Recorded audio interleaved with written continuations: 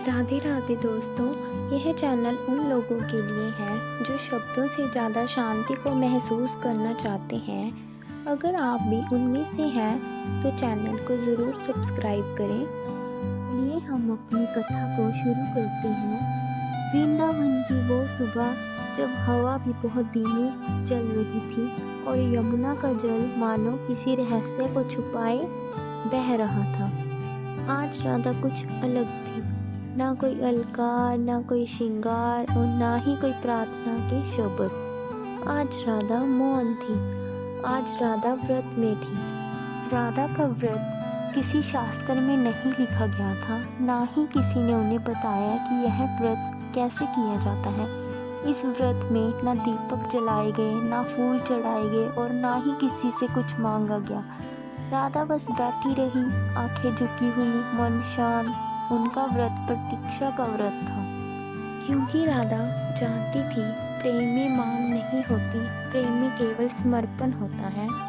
उन्होंने सोचा अगर कृष्ण आएंगे तो अपने आप आएंगे और अगर नहीं आए तो भी उनका प्रेम कभी कम नहीं होगा। यह व्रत किसी शास्त्र में नहीं लिखा गया था, ना ही किसी पुराण में इसका वर्णन था। यह व्रत राधा के हृदय से निकला था। राधा ने ना दीप जलाए, ना पुष्प अर्पित किए, ना मंत्र बोले। वो बस एक स्थान पर बैठी रही, आंखें झुकी हुई, श्वास शांत। यह व्रत मांगने का नहीं था, यह व्रत प्रतीक्षा का था। राधा जानती थी सच्चे प्रेम में शब्द नहीं होते।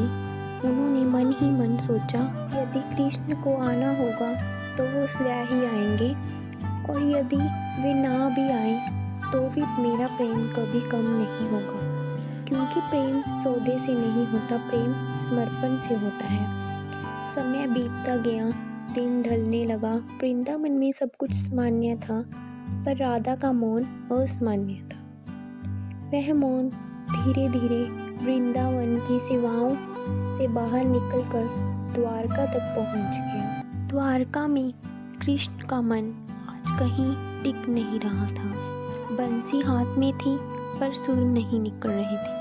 कृष्ण बार बार अनजानी बेचैनी महसूस कर रहे थे, क्योंकि जहाँ कोई पुकार नहीं थी वहाँ भी उन्हें कोई बुला रहा था। कृष्ण समझ गए यह कोई साधारण मौन नहीं है, यह राधा का व्रत है। एक ऐसा व्रत जिसमें शब्द नहीं केवल प्रेम है। एक ऐसा व्रत जिसमें प्रार्थना नहीं केवल प्रतीक्षा है, और ऐसी प्रतीक्षा ईश्वर की भी चलने पर मजबूर कर देती है।